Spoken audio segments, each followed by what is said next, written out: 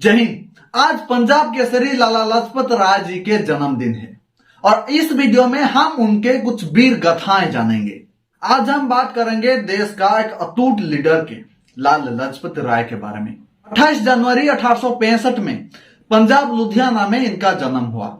पिता मुंशी राधाकृष्णन और माता गुलाबी देवी गवर्नमेंट स्कूल के टीचर्स थे और इनका स्कूलिंग 1870 में शुरू हो गई थी। 1880 में वो लाहौर के लॉ कॉलेज में भर्ती हो गए और वहीं से वो क्रांतिकारियों के संगत होने लगे, जैसे कि लाल हंसराज, पंडित गुरुदत्त, और उस समय वो स्वामी दयानंद सरस्वती से बहुत प्रभावित थे क्योंकि उस समय हिंदू रिफॉर्मिस्ट नाम के एक मूवमेंट चल रही थी और उसमें ये मेंबर बन गए। 1892 तक ये पॉलिटिक्स में भी पैर रख चुके थे और तभी एक न्यूज़पेपर भी चल रहा था जिसका नाम द ट्रिब्यून, और उसमें भी ये पत्रकारिता कर रहे थे।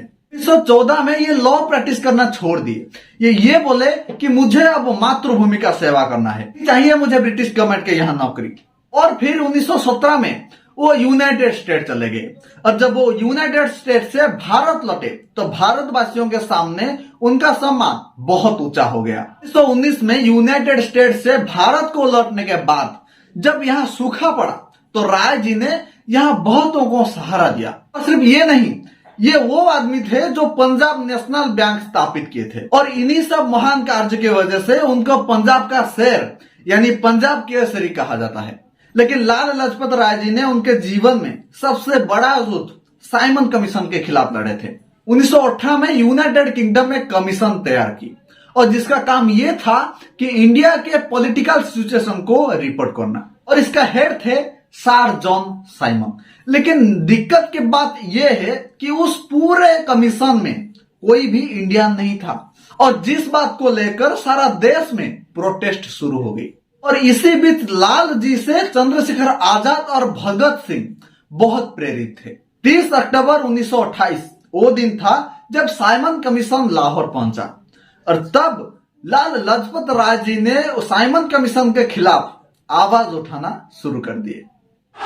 वंदे भारत माता की, वंदे मातरम। अब उनके साथ भगत सिंह और चंद्रशेखर आजाद भी शामिल हो गए। हिंदुस्तानी है हम, हिंदुस्तान है हमारा, मुड़ जाओ साइमन, जहां देश है तुम्हारा, वंदे। और नारा ये था कि साइमन गो बैक, और इसी के साथ काला झंडा भी दिखाने लगे और जोरों शोरों से प्रोटेस्ट करने लगे। साइमन कमीशन, भारत माता की, वंदे मातरम। तभी वहां के पुलिस सुपरिटेंडेंट ने आंदोलनकारियों के खिलाफ लाठीचार्ज करने की ऑर्डर दे दी और यहाँ से चले जाओ, अदरवाइज हम अपना पावर दिखाएगा। और अंग्रेजी की इसी लाठीचार्ज में लाला जी बहुत बुरी तरह से घायल हो गए और बाद में उनके चिकित्सा के दौरान वो शहीद हो गए। लेकिन ये अंग्रेजों के खिलाफ मरते दम तक आवाज करते रहे। उनका आखिर शब्द ये था कि मैं ऐलान करता हूं, मेरे ऊपर किया गया एक वार अंग्रेजी हुकूमत के लिए बहुत महंगा साबित होगा।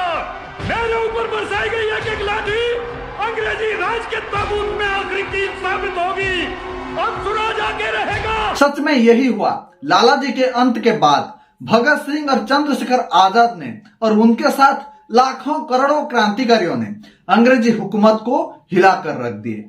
तो ये था पंजाब केसरी लाला लाजपत राय जी के बारे में कुछ वीर गाथाएं। आज उनका ये जन्मदिन में हम उनको याद रखे हैं और इस वीडियो को शेयर कीजिए और इस वीर के बारे में सारे दुनिया को बताइए।